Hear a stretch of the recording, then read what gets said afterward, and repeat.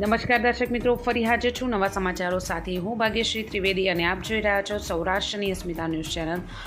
શ્વેત Innova દ્વારા શિક્ષિત સરકારી શાળાના બાળકો દ્વારા બનાવેલ રોબોટ દ્વારા ધ્વજવંદન અધ્યક્ષ નિશિત દેસાઈ દ્વારા અનોખી ઉજવણી। વિશેષ વાત એ હતી કે શાળાના બાળકોએ એઆઈ અને રોબોટિક અભ્યાસક્રમ અંતર્ગત પોતે જ રોબોટ તૈયાર કર્યો અને આ રોબોટ દ્વારા અધ્યક્ષ નિશિત દેસાઈ તરફથી ધ્વજ ફરકાવવામાં આવ્યો। આ કાર્યક્રમ દ્વારા દર્શાવવામાં આવ્યું કે જ્યારે સરકારી શાળાના બાળકોને યોગ્ય માર્ગદર્શન અને ટેકનોલોજી મળે ત્યારે તેઓ અદ્ભુત કાર્યક્ષમતા દર્શાવી શકે છે। શ્વેત ઇનોવા જેવી સંસ્થાઓ દ્વારા ભારતના મૂળભૂત સ્તરે ટેકનોલોજીનું શિક્ષણ આપીને નવીનતાને લોક સામાન્ય સુધી પહોંચાડવાની દિશામાં મહત્ત્વપૂર્ણ પગલું ભરાયું છે।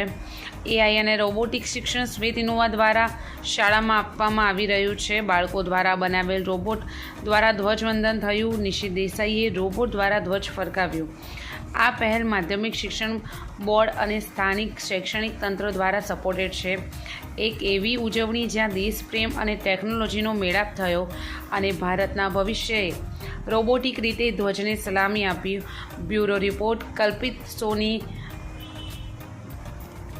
આ દેશને વિકસિત બનાવવા માટે આજે નગર પ્રાથમિક શિક્ષણ સમિતિના ધ્વજવંદન કાર્યક્રમમાં અમારા બાળક દ્વારા એક રોબોટને ઓપરેટ કરીને જે ધ્વજની દોરી છે એ ધ્વજની દોરી મારા હાથમાં આપવામાં આવી। એટલી ગર્વની લાગણી થાય।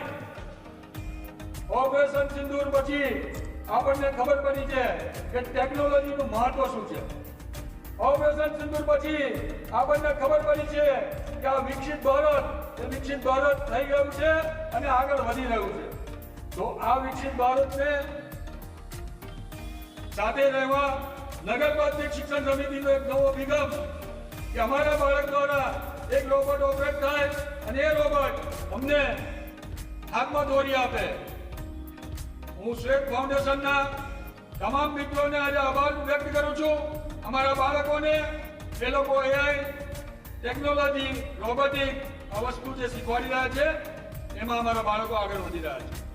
આવનાર ભારત એ ટેકનોલોજીનું ભારત હશે। આવનાર ભારત એ વિશ્વગુરુ બનતું થઈ રહ્યું છે ત્યારે ટેકનોલોજી એમાં મહત્વનો ભાગ ભજવી રહી છે। આજે નગર પ્રાથમિક શિક્ષણ સમિતિના અમારા બાળકો એ ખૂબ આગળ વધવા માટે એઆઈ હોય, રોબોટિક હોય, સ્ટેમ લેબ હોય, મેથ્સ લેબ હોય, સાયન્સ લેબ હોય, કોમ્પ્યુટર લેબ હોય, બધાની અંદર કાર્યરત થઈ અને ખૂબ આગળ વધી રહ્યા છે। ત્યારે આજે હું એટલું જ કહીશ કે નગર પ્રાથમિક શિક્ષણ સમિતિ જ્યારે બાળકોને ઉત્થાન માટે આવનાર